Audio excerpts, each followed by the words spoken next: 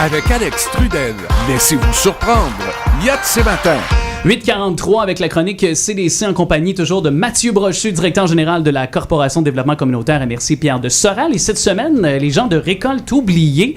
Je dois dire que je ne savais même pas l'existence de cet organisme. Je suis très content. Oui, je fais amende honorable et je présente d'ailleurs la trésorière. C'est Nicole qui est avec nous et aussi Anne-Marie Simard, donc, qui est administratrice.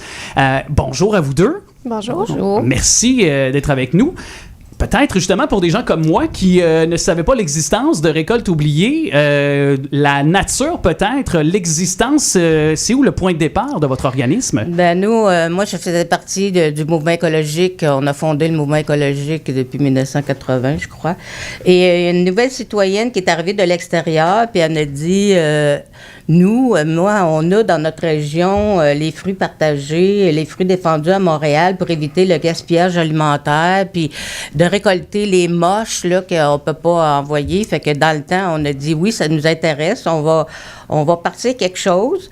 Puis dans le temps, c'était Sylvain Rochon qui était notre député. Il a dit oui, on devrait faire quelque chose avec ça. Je le connais, je pense. Oui, un petit peu. Fait que nous, on a commencé. Fait que l'organisme est fondé depuis le 12 août 2016. Mais la problématique, c'est d'essayer de trouver quelqu'un dans le CA pour aller vite, de partir ça. Et on a eu la pandémie. On a été 2 ans arrêtés. Donc, présentement, on est en train de remonter un nouveau CA puis de partir notre organisme. Pour redonner une nouvelle vivacité, donc, pour les racines là, qui prennent forme bien ancrées en terre, si on peut faire un peu l'amalgame. Et le modèle de fonctionnement préconisé par vous, justement, je me tourne vers toi, Anne-Marie. Oui, donc, en fait, on est un groupe de bénévoles.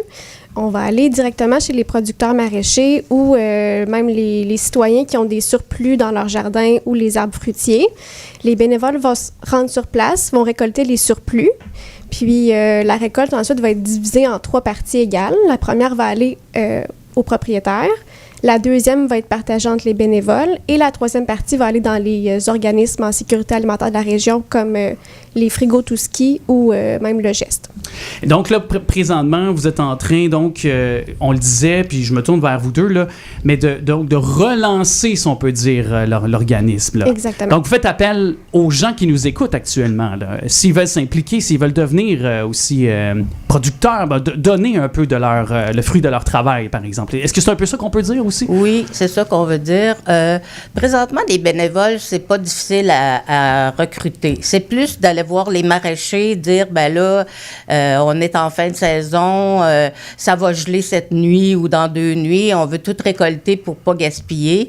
Fait qu'on veut relancer cet ordre-là auprès des maraîchers et ça se... Aussi pour les personnes ordinaires comme moi qui a un jardin. Oui. Puis là, on se dit, je pourrais planter un plant de plus de tomates, de concombres ou peu importe quoi que ce soit et aller les porter dans les frigos Touski.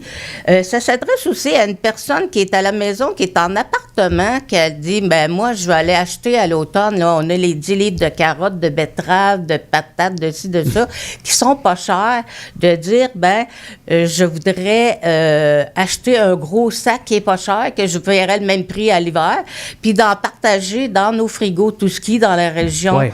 C'est d'impliquer le citoyen là-dedans. Dans une réalité où, on le voit, contexte inflationniste qui fait que les paniers d'épicerie sont de plus en plus chers. Alors, une économie circulaire et une économie aussi, ni plus ni moins que dans nos poches, aussi pour les familles de la région, les gens de la région aussi. Ça va aider nos familles qui ne seraient pas capables d'avoir des bons légumes frais là, à l'année. Là. Au moins, on a une période là, de... Ouais. C'est ça, d'aide aussi. Donc, de quelle façon peut-on avoir de l'information? Peut-être adhérer à Récolte oubliée, si je me tourne vers vous, Anne-Marie. Oui, donc en fait, on peut communiquer avec nous via la page Facebook Récolte oubliée. Vous nous envoyez un message, puis ensuite, on communique avec vous par la suite. Merci beaucoup de votre passage. Puis sinon, le site Internet, là, c'est possible aussi également de retrouver tout ça donc sur la page Facebook, pardon, plutôt. Exact. Sur la page Facebook, voilà, pour soit récolte oubliée. Mathieu Brochu, toi qui as aussi un mot à dire avec les emplois, je pense qu'il y a quelques organismes qui cherchent des emplois. Exactement. Donc, on a quelques organismes qui sont à recherche d'emploi. Je vais rapidement. Maison L'Ancrage cherche des intervenants à Jean Pivot. Donc, tous les détails d'ailleurs vont être sur notre page Facebook là, dans le courant de la journée.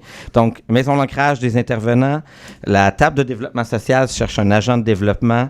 C'est un beau travail, ça je le parle parce que je travaille beaucoup avec la table de développement, fait que j'en sais. C'est de quoi tu parles? Je sais de quoi je parle, c'est un très beau travail. Villageois cherche un coordonnateur, puis en plus, eux ont l'avantage pour ceux qui ont